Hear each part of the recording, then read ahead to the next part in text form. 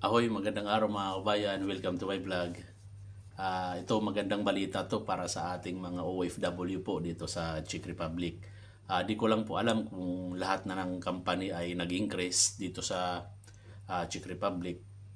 Yung tinatawag naming yearly increase na mahigit 1,000 or umaabot ng 1,000 crowns yearly po yun sa dito sa Czech Republic based sa government nila.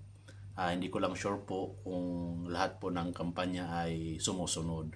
Kasi po dito sa pinagtatrabahuan ko ngayon, sa aking employer ay sumusunod po sila doon sa yearly increase na mahigit 1,000. Ngayong October ay pinapirma na po kami ng bagong salary statement. Ang kagandahan lang doon sa salary statement ngayon kasi dati yung mga ibang bonuses namin ay hindi nakalagay. Tulad sa akin na isang BZB, ang nakalagay lang doon sa contract na pinirmahan ko ay yung kontrato ko lang, yung net salary ko lang, ay yung basic salary ko lang. Pero ngayon ay kasama na nila yung mga allowances. Kaya nandun na sa kontrata namin yung mga allowances na ibinibigay nila. Kagandahan pa ngayon, di ba? Nagtas na sila ngayon ng sahod. Bali dito pala sa itinaas nila, iba-iba pala. Akala ko kasi dati yung itinaas ay pare-parehas pala na pare-parehas yung amount. Hindi pala, magkakaiba per year kung baguhan ka or matagal ka na sa company. Dito sa pinagtatrabahuan ko, magkakaiba pala yung taas. Kasi ito yung ano namin yung hindi ko kasi pwede siya ilagay dito kasi ano to para sa mga empleyado lang, di ba? Kasi may nandito yung pangalan ng aking employer. Kaya hindi ko pwede post dito sa aking YouTube, sa aking screen. Kaya babanggitin ko na lang. Bali, ito po yung mga bagong increase na salary ngayon. Magkakaiba per year or kung baguhan ka, iba pala yung increase tsaka doon sa mga matatagal na. Ito po yung ano nila, yung pagkasunod-sunod kung paano magtaas ng sahod. Yung warehouse operator, yung po yung mga galing sa atin sa Pilipinas, na pagdating po dito ay free transportation tapos free ang accommodation. Ang basic salary po nila ay nasa 23,400 crowns. Yung mga galing po sa Pilipinas Tapos ngayon, bali tinasan na po sila ngayong October. Ang magiging sahod na po nila ay 20,460.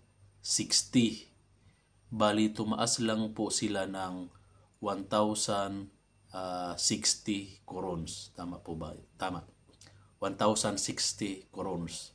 Yun po yung basic salary ng mga galing sa Pilipinas na ngayon nandito na sa Czech Republic na nagtatrabaho. Ito po yung sagot pa ni employer, yung kanilang transportation tapos ang kanilang bahay. Tapos may isa naman nakalagay dito, ito yung warehouse associate. Dito sa pagtatanong-tanong ko, itong warehouse associate na to, ito yung salary na yung galing ka na dito sa Czech Republic, dito ka na nag-apply sa aking employer, ang sasahurin mo ay 30,800. Ito yung mga hindi galing sa Pilipinas yung galing na dito sa Czech Republic, 30,800. Tapos nagtaas sila ng ang salary naman nila na ngayon na nagtaas ay 31,700. Ibig sabihin, nagtaas lang siya ng 900 crowns. Diba?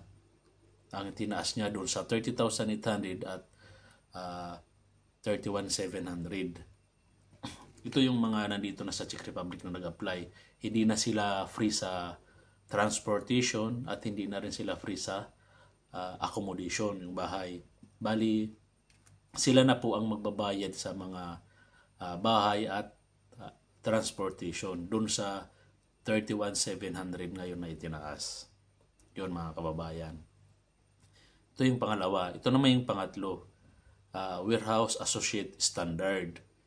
Ang basic salary na nila dati ay 33,800. Ngayong tinaasan na sila, naging 34,900.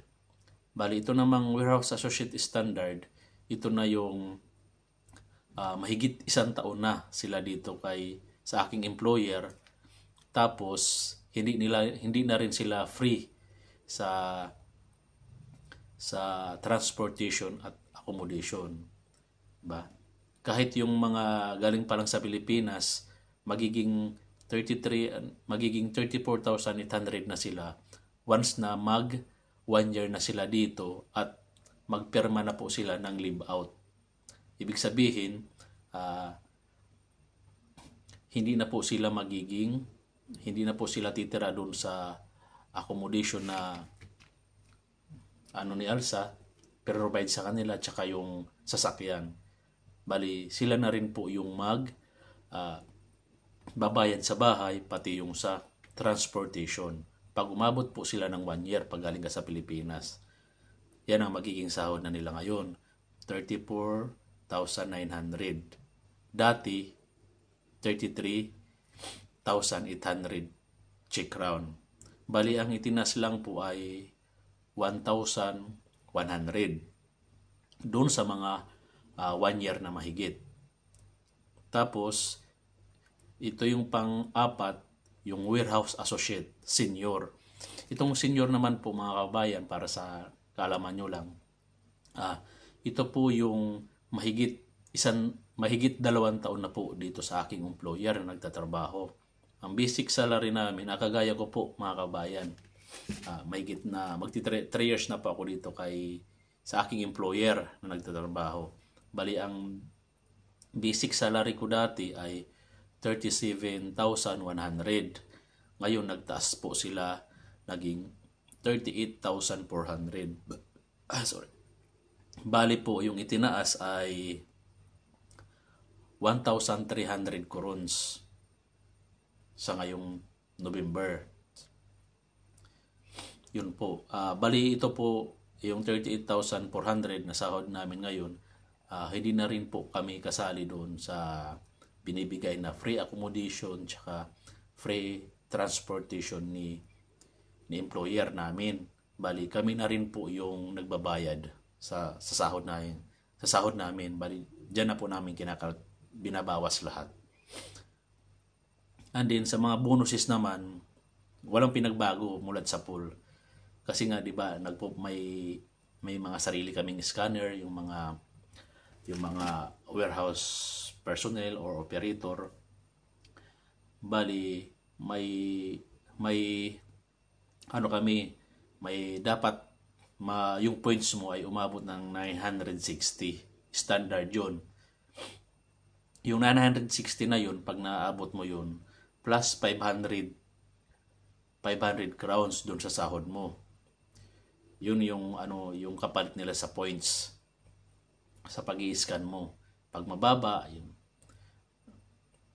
Pag bababa ka sa 960, sasabihan ka ng shift leader mo o kung sino humahawak sa iyo na team leader mo na kailangan mong i-improve kasi nga yung iba nabibigyan yan ng yellow card, di ba? Yung iba ng mga nakaraang taon, yan ang dahilan nila kung bakit sila natanggal sa company kasi hindi nila nare-reach yung 960 standard na points. Yung pag ma-reach mo yung 960 na yun na points, ang idadagdag sa sahod mo ay 500 corons o corona sa pera nila.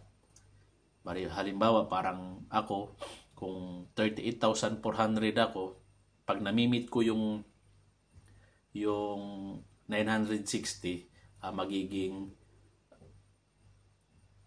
tataasan nila ng 500 crowns yung sahod ko. Pero pag mas mataas pa sa 960, magdadagdag siya ng CCK bawat isang point. Halimbawa, kung 960 ang standard, pag 961 ang points mo, may nadagdag na isang point, magiging 506 coronas ang may dadagdag sa salary mo. Kaya yun lang mga kabayan. Hindi ko po nila lahat ng company dito na sa Czech Republic kung sumusunod ba sila doon sa